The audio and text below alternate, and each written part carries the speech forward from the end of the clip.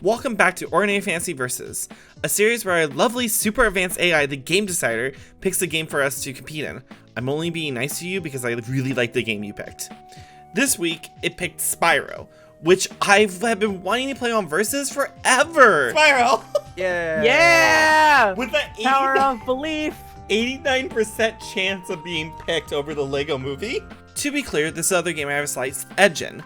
Over a year ago, way before Versus was even a thing, I completed Spyro on our stream. While I didn't speedrun it, I did beat it in 32 hours, which I thought wasn't too shabby. Well, you might think me playing a game of Versus that I already have beaten might be boring, but Spyro is just so much fun. Also, I really want to see if any of us can beat my time. As a plus, Alex and Dakota also love this game. I felt confident coming into this game just like I did with Astroneer. I have already beaten this game, and while I did completely forget the controls, everyone else didn't really remember how to play either, so I think we're good on that front. One thing I did in this game that I completely forgot about is I changed Spyro's color, which after we realized that I did it and everyone else could do it, we spent a little bit making everyone else's Spyro their color of their choice. With Dakota, that meant purple, and Alex became green with envy, or just, well, green. Now on to what we need to do in the game and some strategy thoughts. The main goal of this is to 112% the game. I know 112% sounds a little bit weird. It's normal, it's okay. That's completing the game. That is 100%ing this game. But Spyro is a platformer. And most platformers have just a lot of collectibles that you need to do, and that's basically what we have to do in this game.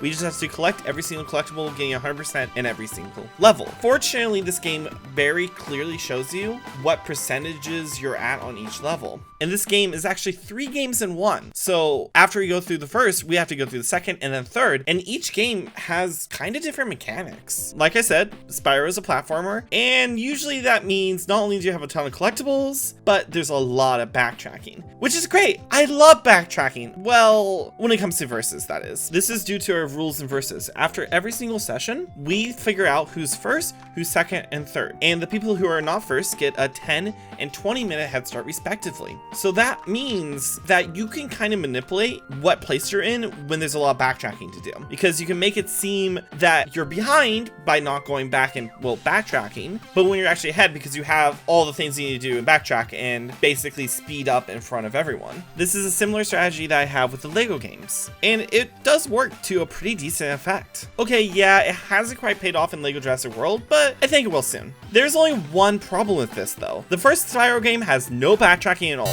meaning that every level that you go to can be completed on your first run of it. What this means is for the first game, the best strategy is just to go into a level, complete it, and then leave, and then do the next level, and so on and so forth. This is to reduce loading times, and especially with this game, the loading times can be kind of long. Spitting fire, spitting fire, as a green lean machine. Do, do, do, do. Dakota and I came to this realization pretty quickly, and I know Dakota has an advantage on me when it comes to just raw collecting speed, because he will sniff out every single little secret, even if it's not in our 100% runs. I've seen him do this in Lego games. I've seen him do this during Assassin's Creed. I've seen him do this in pretty much every game we play together. Collecting everything in a single run is just not how I usually play video games. So I knew this was probably going to be an uphill battle for me. And so with no real strategy, I just kind of started a level, which also happened to be the same level Dakota started in. On top of all of the other worries I was having, I asked the question of if I can use guides. How to use guides? I would say you're not, because you've 100%ed this game. Well, if I truly get stuck, I can use a guide, right? Yeah, if you get stuck, you can use a guide. Well, I'm stuck already, so no.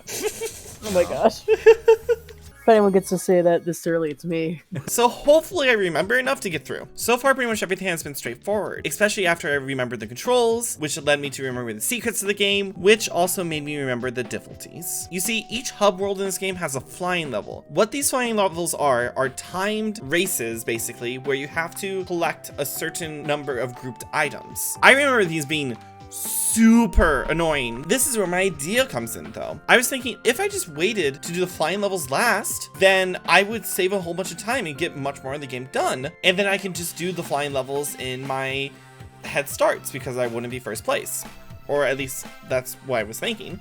Though I kind of failed to realize that it wouldn't make sense because I probably would be in first place for most of the game until the very, very end where I might not be in first place anymore. So I was out of ideas for tricks that would make me get ahead in an easier way because the only other thing I can think of was just standing still, and that's not really efficient. On top of that, the 2 flying levels I did this stream did not take me very long at all. So this versus, for the first game at least, is really just going to be about outplaying Dakota and Alex. And that's it. Though, that being said, I did try to keep watch on Dakota's progress because maybe I would be able to finish just with a little less progress than him and get that 10-minute head start that I was wanting. As for Alex, maybe he's pretending to be bad at the game again, but at this moment, I'm not too worried about him beating me. As all this was going through my head, I got to the first boss level, but for some reason, it wouldn't open for me. The entrance literally was staying sealed. I couldn't figure it out, and then I realized that I haven't actually been completing the levels. Apparently, you have to go through the exit gates to be considered that you completed the levels, so I just had to do that. After doing that, I felt like I wasn't in the lead anymore, especially since by the time I finished my flying level, Dakota was already on to the second world. Though I was very close behind him. Both of us worked on cleaning up the second hub world of the game of dragons and gems. Try touching a cactus.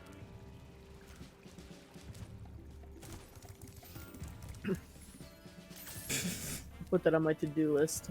Also, the one egg guy in that hub, yeah, he's super annoying in my opinion, but I was able to get him and move on to my first level.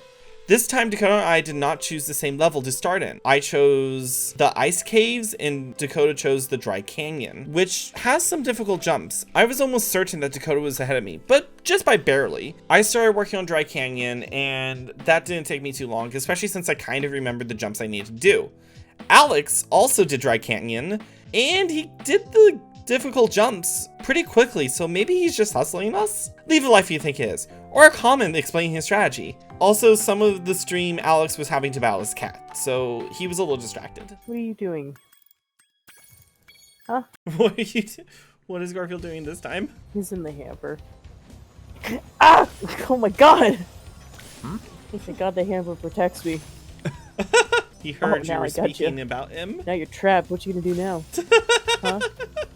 Nothing. Though this was a pretty short versus because we did this on Sunday instead of Saturday like we usually do because of scheduling conflicts, and we all have stuff to do on Monday. Well, at least Alex and Dakota do. I kind of just have to sit at home and, well, work on this video. Luckily for us, it was very easy to tell who was ahead because the game is very clear with the percentage completion and everything, which I just absolutely love when games have that. So at the end, it was time to figure out who's first, who's second, and third. Well, the first place was me. So apparently I miscounted how many levels Dakota had beaten. I know Dakota did at least 3 levels, which I also did. I thought he did a 4th level, but I guess not. I was a level ahead because I easily breezed through the next flying level. So my plan kind of backfired, but what else I was going to do? Intentionally be bad at the game? Anyways, that's about does it for this week's shorter but still important versus recap. We will see you next week where the Game Designer will pick another game for us to play. If you want to watch this live, we usually stream versus on Saturdays at 7:30 Central, and we hope to see you there. Bye! I am currently putting together a desk, so if there's any loud noises or if you hear me yelp, don't worry about it, it's fine. Like a glass top desk, corner desk. Ooh. Very nice, but very awkward. Very heavy. Really? I can't tell. Get in there, please. Get in there, please, Alex 2020. No, shut up! Stream quote? Stream quote? I'll get I'm it. talking to a screw. I don't know You know if what? That makes- doesn't help. That doesn't help. It doesn't help. I was about to say. Hey, bonk. Oh, God. That's how you bonk. Please don't fall and break. Please don't fall and break. Please don't fall and break. It's like None of your business. Oh fuck! Everything's fine. What do you mean you don't fit there? Alex, you might need a screwdriver. No, like also No. you should maybe try to stop saying very quotable things. I'm not. I just want my desk.